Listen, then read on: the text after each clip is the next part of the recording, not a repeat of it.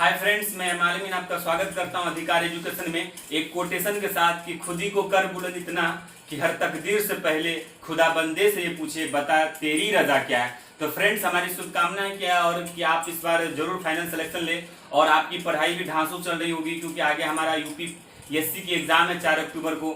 उसके बाद बीपीएससी का इंटरव्यू होने वाले हैं और भी पीसीएस होने वाले हैं, महाराष्ट्र पीसीएस होने वाले हैं, UP PCS, Jharkhand PCS, MP PCS भी होने वाले हैं और भी कई एग्जाम्स होने वाले हैं। तो फ्रेंड्स, हमारी शुभकामना आपके साथ है, आप अच्छे होंगे, आपके परिवार वाले अच्छे होंगे। चलिए, आज हम बात करने वाले हैं एक बहुत ही हॉट टॉपिक, बहुत ही इंपॉर्टेंट टॉपिक एग्जाम के पॉइंट ऑफ व्यू से। और इस वीडियो के माध्यम से मैं वो सब कुछ देने वाला हूं कि अगर एग्जाम में आ गया तो वो क्वेश्चन आपसे छूट नहीं सकता, गलत नहीं हो सकता। तो आज हम बात करने वाले फ्रेंड्स आपसे कुवैत एक्सपेट कोटा बिल के बारे में, और ये कुवैत में एक कानून लाया गया है उस पर बात करेंगे।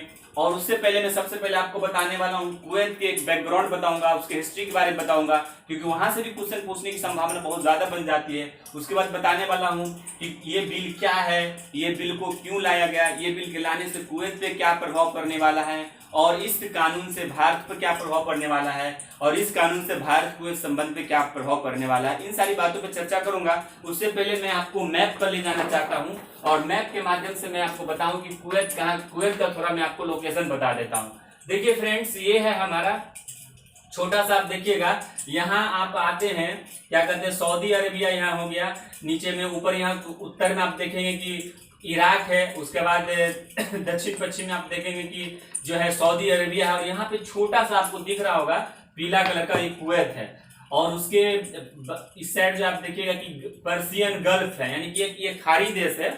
तो ये हमारा इसका जो लोकेशन है सऊदी अरेबिया, इराक है और इधर गल्फ की खाड़ी है, तो पर्सियन गल्फ है। तो आज हम इसी पे बात करने वाले फ्रेंड्स। अब हम आते हैं, आपको बोर्ड के माध्यम से आपको बताने वाले हैं और आज हम सीखेंगे। पहले हम देखते हैं कुवैत के बारे में थोड़ा इतिहास जान लेते हैं। कुवैत जो है एक पश्चिमी एशियाई देश है और कुवैत का अर्थ, कुवैत एक देखिए अरबी वर्ड है जिसका अर्थ होता है पानी के करीब महल। कुवैत का अर्थ है पानी के करीब महल। और उत्तर में इसके सऊदी अरब है, जैसा कि आपको मैंने मैप में दिखाया, और उत्तर पश्चिम में ईरान है और उसके बाद ऊपर में आप देखेंगे इराक है। और यहाँ के मुद्रा को हम कुवैती दिनार कहते हैं। यहाँ की भाषा जो है अरबी है। तेल के भंडारण में ये विश्व में 5वां पोजीशन रखता है और पर कैपिटा इनकम मतलब प्रति व्यक्ति आय में जो है ये विश्व में 11वां पोजीशन रखता है। और यहाँ के संसद को हम नेशनल असेंबली बोलते हैं और इसकी राजधानी जो है कुवैत नगर है। और यहाँ के अभी जो वर्तमान प्रधानमंत्री हुए नसीन मोहम्मद अल अहमद अल सबा है और यहाँ के अमीर जो है सुबाह अल अहमद जाबिर अल सबा है।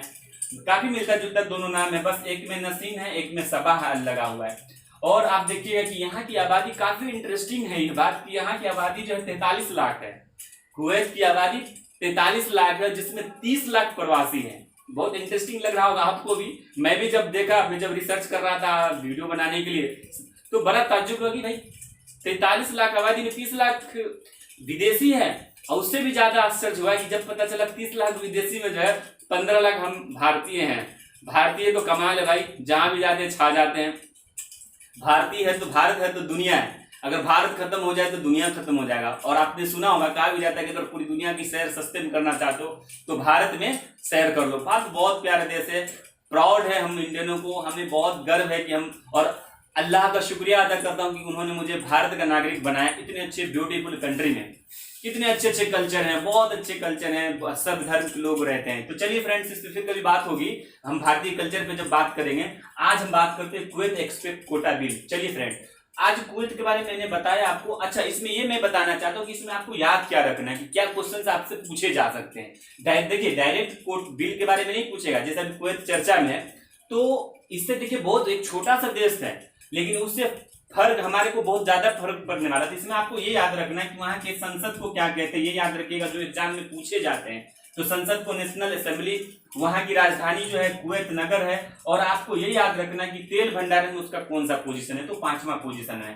और उसके बाद आपको मुद्रा, वहां का मुद्रा जो वहां का कुवैती दिनार है और भाषा वहां की अरबी है। और ये आपको याद रखना, और ये पश्चिमी एशियाई है। 3-4 पॉइंट्स इसमें आपको याद रखने फिर जो एग्जाम में पूछे जाते हैं। प्रधानमंत्री वगैरह नहीं पूछते हैं, पूछेगा तो आपको संसद का नाम पूछेगा, राजधानी पूछेगा उसके बाद आपको यहाँ की मुद्रा पूछेगा, यहाँ की क्या कहते हैं तेल भंडार में पोजीशन का ये पूछेगा, फिर पर कैपिटा इनकम में क्या पोजीशन ये पूछ सकता है। चलिए फ्रेंड्स, मैं बात करने वाला हूँ कि ये बिल क्या है। देखिए, ये बिल एक प्रवासियों को कम करने वाला बिल है, यानी कि कुवैत के अंदर जो प्रवासियों की संख्या है उसको कम करना है इस बिल के माध्यम से। और इस बिल के माध्यम में जो प्रत्येक वर्ष 5% आबादी को कम करना, मतलब विदेशी आबादी को कम करेगा। और विदेशी आबादी जो अभी वहां 70% है फ्रेंड, उसको लाकर 30% को उसको लाना, मतलब 70% को कम करते करते, मतलब 5% प्रत्येक वर्ष कम करेगा, उसको लाएंगे 30% में। इसके बाद जब करते हैं कि ये बिल क्यों लाया गया, तो आप देखिए जैसा अभी कोविड-19 के कारण आप देख रहे हैं कि पूरी दुनिया की अर्थव्यवस्था जो चरमरा रही, पूरी दुनिया, छोटे से छोटे देश और बड़े से बड़े देश, कमजोर से कमजोर देश और ताकतवर से ताकतवर देश जो है इससे प्रभावित है और वो कुछ नहीं कर पा रहे हैं। तो इससे क्या हुआ कि जब कोविड-19 आई, सब लॉकडाउन चालू हुआ, सब चीज बंद हुआ, लोगों से दूरियां बनने लगी, तो क्या हुआ कि देखिए बेरोजगारी वहां बढ़ने लगी, सब जगह बेरोजगारी बढ़ गई है। हमारे देश के अंदर भी बेरोजगारी बढ़ गई है। जो लोग वापस गए थे गांव, फिर बेचारे मजबूरी में वापस आ रहे हैं, दिल्ली जा रहे हैं, महाराष्ट्र जा रहे हैं, क्योंकि रोजगार का कोई साधन ही नहीं है। और पेट तो भैया चाहिए, उसको कोरोना से मतलब नहीं है, उसको आपको क्या भी तरफ से मतलब पेट को चाहिए। तो चलिए इसमें देखिए इसीलिए लाए कि वहां रोजगार की अनिश्चितता बढ़ गई कोविड-19 के कारण। फिर वहां क्षेत्रीय और स्थानीय स्तर पर जो है क्या कहते हैं मंदी हो गई। तेल की कीमत आप देखिएगा बहुत, वहां का तेल भंडार में 5वां पोजीशन है और राजस्व का स्रोत बहुत बड़ा स्रोत उसका तेल भंडार में था, तो उसकी तेल की कीमत गिर गई। फिर क्या कहते हैं स्थानीय जनता वहां आवाज उठाने का उठाने लगी है, सरकार से डिमांड करने लगी। तो अब स्थानीय जनता को सुविधाओं का ध्यान में रखना, उसके बाद जो वैश्विक मंदी का उस पर प्रभाव, अकुशल श्रमिकों की संख्या की बढ़ती संख्या वहां, और संसद और वहां के जो एमपीज और अधिकारी वो बराबर मांग करते रहे हैं कि कुवैत से जो विदेशियों की संख्या को कम किया जाए। और इसीलिए और स्थानीय स्तर पे भी लोग वहां आंदोलन कर रहे थे कि विदेशियों की संख्या कम किया जाए, इसी को लेकर यह कानून लाया गया। अब देखिए अगर हम इसको पहले भारत पर प्रभाव पड़े, तो देखिए मैंने बताया कि 15 लाख भारतीय हैं, और 15 लाख भारतीय में आपको इस कानून को अगर लागू नहीं किया गया, सिर्फ पास हो गया है, और इस कानून को लागू किया जाता तो 8 लाख भारतीयों को वहां से छोड़ना पड़ेगा। और देखिए बहुत इंटरेस्टिंग है कि वहां का सबसे बड़ा प्रवासी समूह भारतीय है, और 28,000 भारतीय वहां सरकारी पदों पर है। बहुत ही आश्चर्य वाली बात है, और हमारे भारत के लिए गर्व वाली बात है कि हमारे पास उतने स्किल्ड लोग हैं कि दूसरे देश को हम काम आ रही है। अपने आप को गर्व करने वाली बात है। तो देखिए 28,000 भारतीय सरकारी नौकरी में, वहां क्या कहते हैं कम इंजीनियर्स हैं, नर्स हैं, आईटीआई करके लोग जा रहे हैं, ये सब टीचर बन के लोग जा रहे हैं, ये सारे लोग वहां सरकारी पदों पर हैं। और अगर कानून लागू होता है तो मैंने पहले ही बताया कि 8 लाख लोगों को वहां से छोड़ना पड़ेगा। और 2018 में देखिएगा लगभग 4.8 है, यानी कि इसको हम कह सकते हैं कि $5 बिलियन जो वहां से रेमिटेंस भारत आए थे, भारत को प्राप्त हुआ था। और कुवैत से भारत आने वाला धन पर इससे विपरीत प्रभाव पड़ेगा। ऑब्वियसली है कि भारत से वहां से बहुत बड़ा धन आता तो वो रुक जाएगा, और लगभग 1.16 लाख जो है, लगभग 1.25 लाख भारतीय श्रमिक वहां आश्रित श्रमिक हैं। आश्रित श्रमिक मतलब अकुशल श्रमिक हैं, और भारत के लिए कुवैत से लगभग 5 बिलियन रेमिटेंस वहां प्राप्त होता है भारत को प्रत्येक बार। और उसके बाद जब बात करते हैं हम कि कुवैत पे क्या प्रभाव पड़ेगा, देखिए कुवैत पे जब भारतीय विदेशियों को बाहर किया जाएगा तो इसलिए कि वहां के सीटों पे वहां स्थानीय लोगों को ज्यादा से ज्यादा रोजगार मिलेगा, फिर वहां की सरकार को जो है वहां के लोगों का विश्वास बढ़ेगा, फिर वहां राष्ट्रीयता प्रगाढ़ होगा वहां के लोगों में। फिर क्या कहते हैं कुवैत में जो है फिर आप एक तरह से संरक्षणवाद को और बढ़ावा मिलेगा, क्योंकि ये भी एक संरक्षणवाद की ही तरह है। और उसके बाद जब हम देखें कि भारत और कुवैत में क्या संबंध पड़ेगा, तो आपको मैं बताया पहले ही कि कुवैत भारत के बीच बहुत गहरा संबंध है। हम उससे तेल लेते हैं तो उसका हम बहुत बड़ा तेल की खपत करता है, और उसका तेल साथ, और हमारे लोगों को वहां रोजगार भी मिलता है। बहुत हम एक तरह से कह सकते हैं एक दूसरे पर आश्रित है। और देखिएगा कि कुवैत भारत जो है साझेदारी और द्विपक्षीय व्यापार की बात करें तो 10वां पोजीशन है। 10वां पोजीशन बहुत बड़ी बात है, लगभग 253 या 56 कंट्री है वर्ल्ड में, उसमें इसका 10वां पोजीशन आता है, बहुत बड़ी बात है।